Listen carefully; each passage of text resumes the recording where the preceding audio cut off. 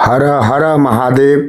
कल्पना कीजिए आप किसी देवलोक में जाते हैं, वहाँ बस आधा घंटा रुकते हैं और जब लौट कर आते हैं तो पाते हैं कि आपकी पूरी सभ्यता मिट चुकी है। आपका घर, आपका परिवार, आपका नाम सब इतिहास बन चुका है।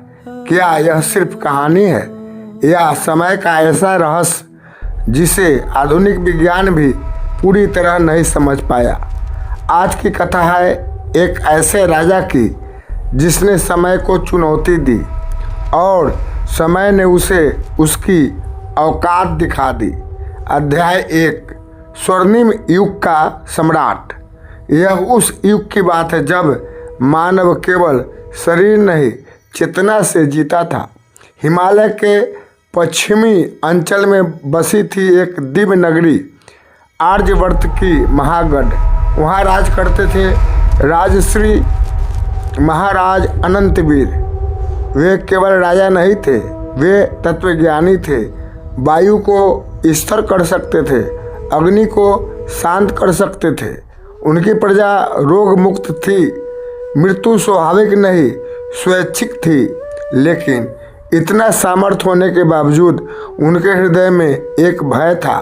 उनकी एकमात्र पुत्री राजकुमारी तारिणी। अध्याय 2, असंभव योग वर।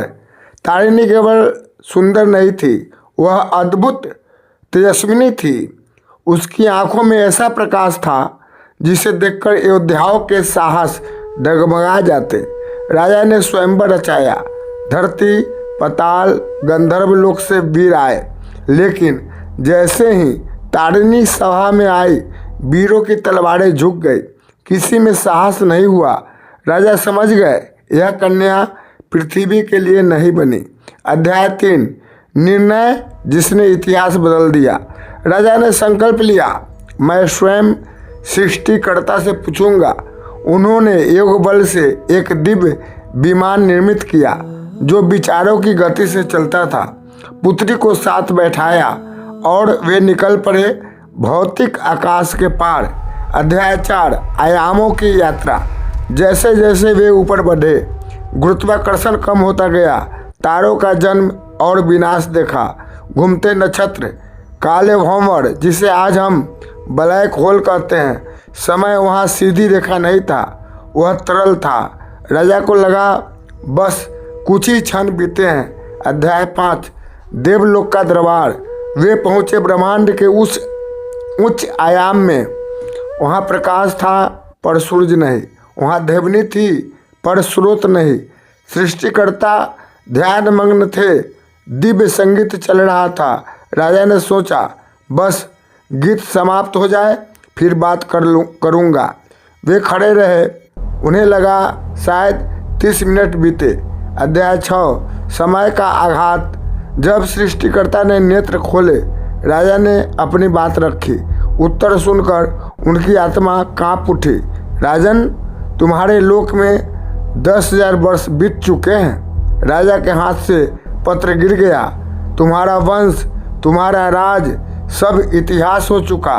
राजा का मस्तिष्क शून्य हो गया। उन्होंने समय को नहीं समझा था। अध्याय 7, वापसी। जब वे पृथ्वी पर लौटे, धरती बदल चुकी थी। मानव छोटे हो गए थे, वन समाप्त हो चुके थे, भाषा बदल चुकी थी। उनकी विशाल काया देखकर लोग भागने लगे। वे अपनी ही धरती पर अजनबी बन चुके थे। अध्याय 8, युगों का मिलन। उन्हें बताया गया कि इस युग में एक दिव्य पुरुष अवतरित हुए हैं, वही तारिणी के योग है। जब उनका मिलन हुआ, एक युग दूसरे के सामने खड़ा था, लेकिन एक समस्या थी। तारिणी की देह इस युग से भिन्न थी। दिव्य पुरुष ने अपने आध्यात्मिक स्पर्श से उसकी काया को इस युग के अनुरूप कर दिया। यह केवल शरीर का परिवर्तन नहीं था, वह समय के अनुसार ढलने की शिक्षा थी। अंतिम अध्याय, वैराग। राजा समझ चुके थे जीवन अस्थायी नहीं, समय से बड़ा कोई सम्राट नहीं। उन्होंने राज त्यागा, तपस्या धारण की और अंततः काल के भय से मुक्त हो गए। जरा सोचिए, अगर आप अभी 20 मिनट के लिए किसी उच्च आयाम में जाए और लौटे तो पाए कि आपका शहर, आपका देश, आपका युग सब बदल चुका है। तो क्या आपकी आज की चिंताएं वाकई इतनी बड़ी है? राजा की कहानी टाइम ट्रेवल नहीं, यह मुंह पर काल का प्रहार है। जो समय को समझ लेता है वह जीवन को हल्का जीता है। अगर आपको ऐसी ही रहस्यमयी अध्यात्म और विज्ञान से जुड़ी कथाएं पसंद है तो झलक दिव्य ज्ञान को अभी सब्सक्राइब करें, क्योंकि अगली कथा में हम जानेंगे क्या वास्तव में समय को रोका जा सकता है। हर हर महादेव।